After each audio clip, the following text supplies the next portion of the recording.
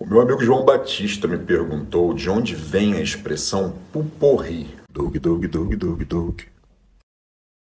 Então, foi muito interessante ele me perguntar sobre essa expressão pupurri, porque eu já estava pensando sobre isso, mas eu ia tomar um outro viés para falar sobre ela, mas a gente já chega até lá. Só para satisfazer a pergunta dele.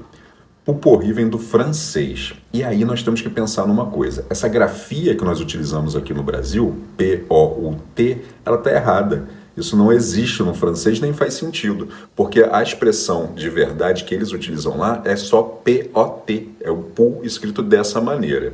Essa é a primeira coisa que a gente tem que pensar. Segundo, o pupurri, ele significa, né, você ter partes de músicas que se juntam numa faixa maior em que você tem vários exemplos de música ou várias referências a músicas diferentes. Isso surgiu porque pupurri, na verdade, significa, ao pé da letra, pote podre. Mas o que isso quer dizer?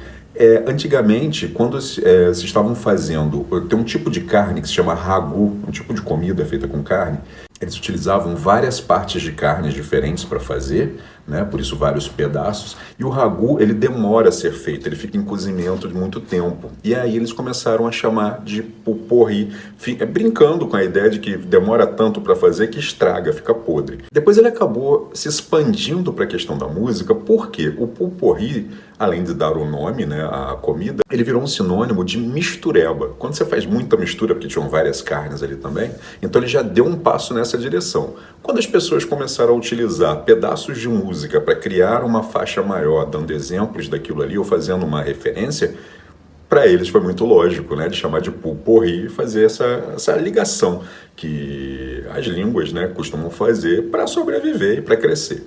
Mas o que eu queria falar antes sobre isso, né, que eu estava pensando antes dessa pergunta, muito oportuna a propósito do pupurri, é que vocês já pararam para pensar que a gente não utiliza mais pupurri hoje em dia? Ela foi substituída por um outro termo que é o medley. Talvez você já tenha ouvido falar do medley. É basicamente a mesma coisa que o pupurri. Mas o que é interessante nisso tudo é o seguinte: antes usávamos pupurri, agora utilizamos medley. Por quê? Porque antes o francês era importantíssimo, tanto que se estudava francês aqui no Brasil nas escolas. Agora o inglês é importante comercialmente. Então a gente está abandonando certos termos e assumindo outros. E isso é incrível e mostra como realmente a língua ela é rápida para se adaptar e para sobreviver em meio a todas essas mudanças sociais, econômicas, como for. Isso é muito, muito bonito.